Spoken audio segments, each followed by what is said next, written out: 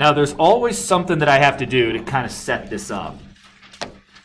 You have to remember, in the 1920s, we are just coming out of the horrors of World War I, where you have to kind of think of this as the backdrop, because the world changes so significantly.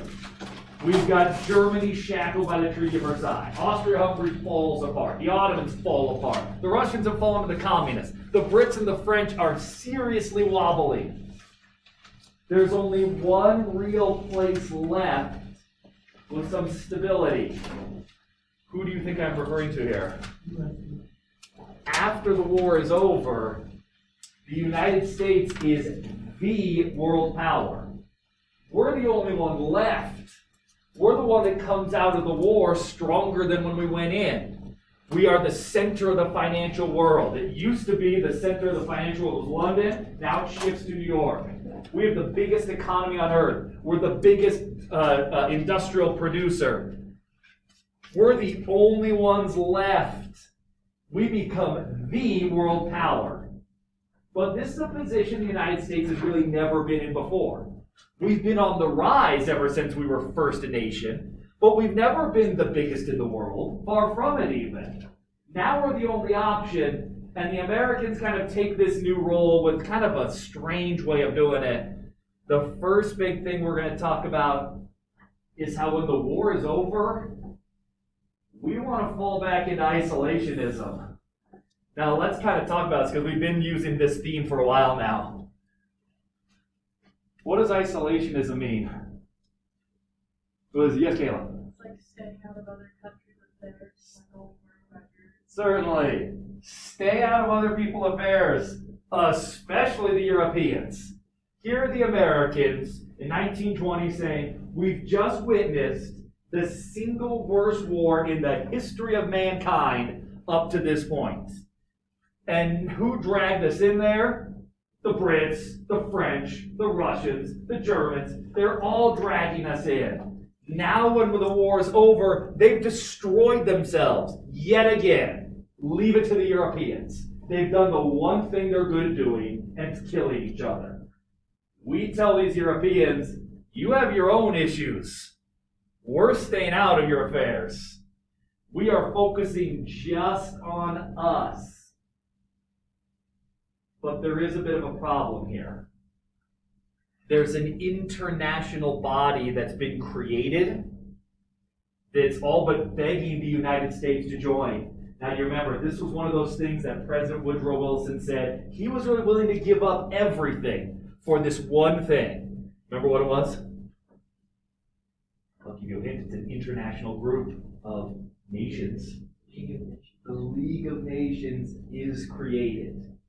It's established. This was like the one thing that Woodrow Wilson wanted more than anything in the world. It's created, but you got to remember, it's not the president who accepts and ratifies treaties. It's the Senate.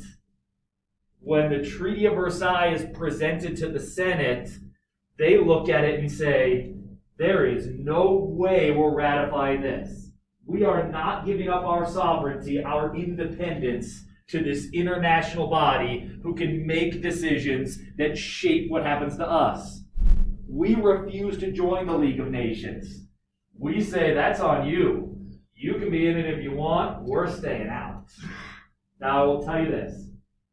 When the League of Nations is first created, we talked about how it's designed to be kind of a security mechanism, where it's designed to be every nation on earth allies themselves together. If one nation makes an aggressive move, then every nation in the world will go to war against that one aggressor. No one would be dumb enough to go to war. Oh, we've heard this before, haven't we? No one's dumb enough to go to war until they are. Until it happens. We're going to see the League of Nations, just a few years after it's created, have one big test to stand up to an aggressor, to stop the war from happening, and they fold. They're a paper tiger without the United States.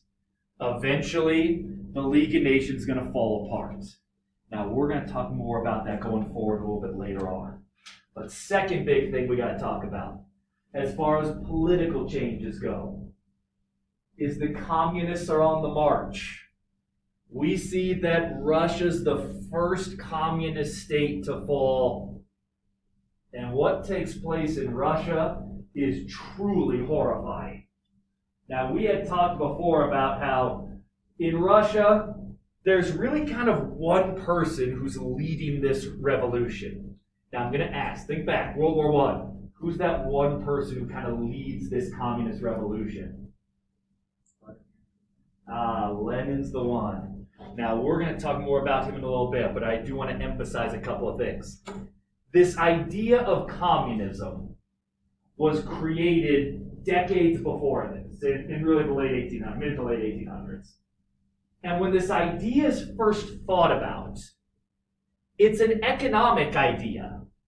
It's the idea that we will take all of a society's wealth, collectivize it, give it all to the government, and then that government will redistribute it evenly as they see fit. So it's an economic idea that needs a political system in order to make it happen. They need someone with power to make this actually happen. Now, as you guys learned not long ago, when the communists come for your wealth, or your pieces of paper, however you see it, Kayla, you have an option. You can either hand the money over to the state, or what else is the option? What was that, sorry? They can kill you and take it. This is when you need power to do that. Under communism, you're going to be a strong dictator if you're going to take everybody's wealth and then redistribute it as you see fit. Now, I want to ask you guys, because I think if I remember right, when I was taking your wealth, some of you guys resisted, and that just took more time. Let me ask, do you remember, who was left alive after the purge took place?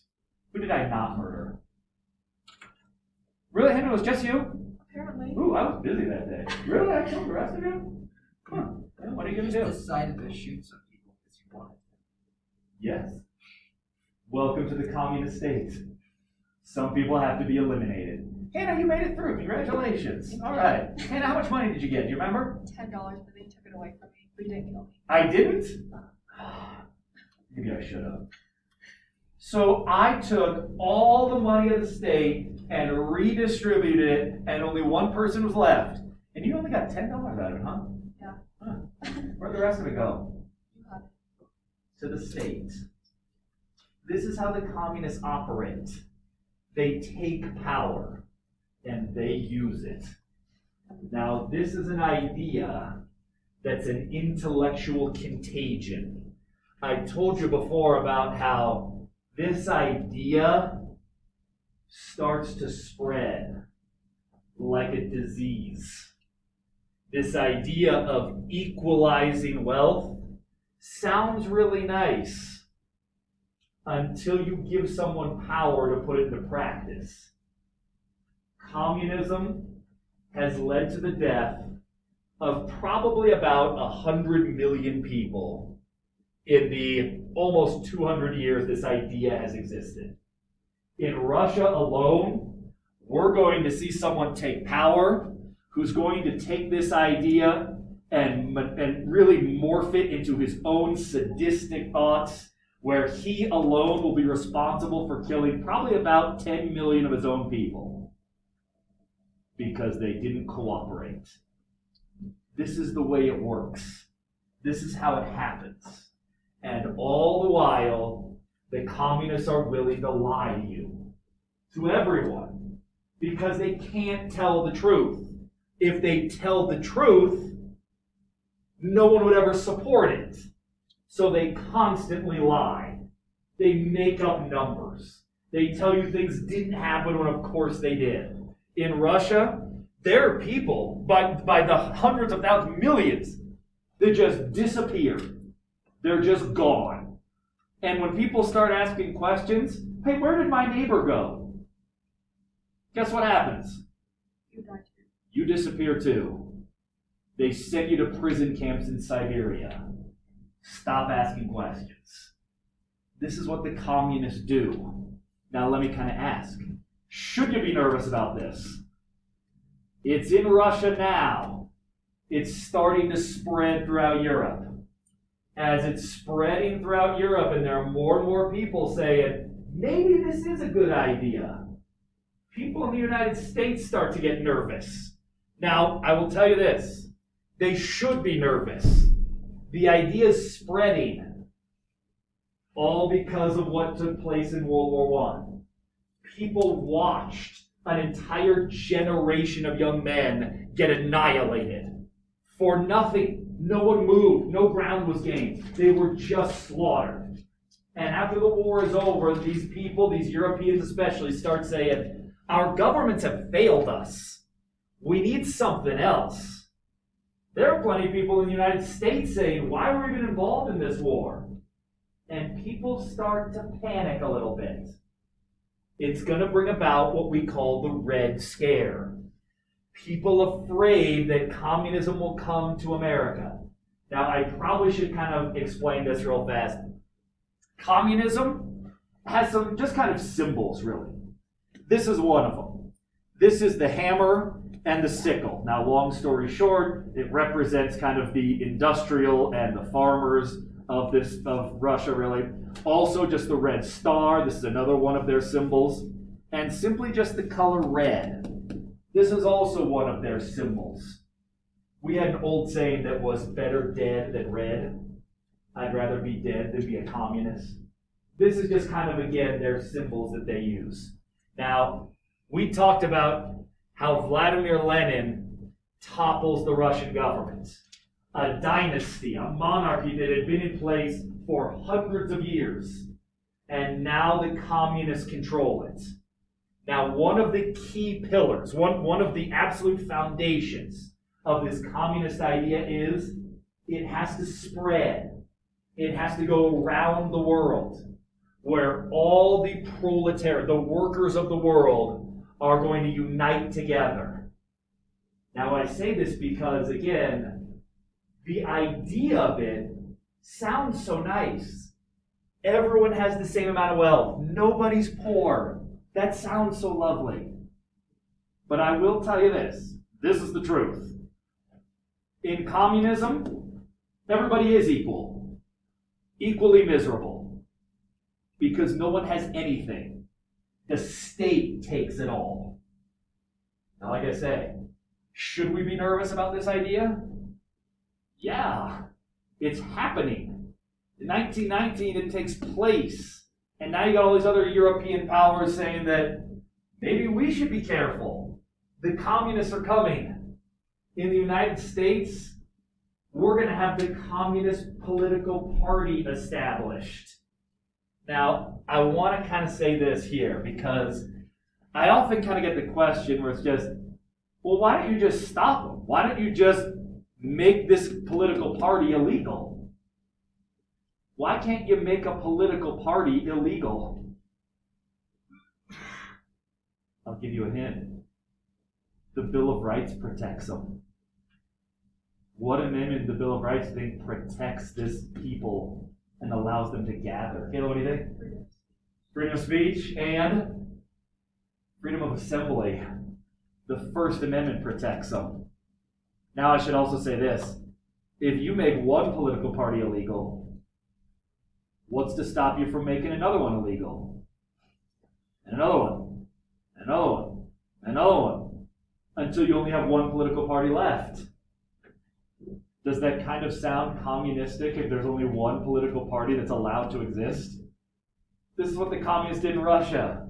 If you were part of another political party, you just got eliminated. Just remove them. Everything is a totalitarian dictatorship. We're going to have 70,000 Americans join the Communist Party in the United States. Now I should ask this. Should you be nervous about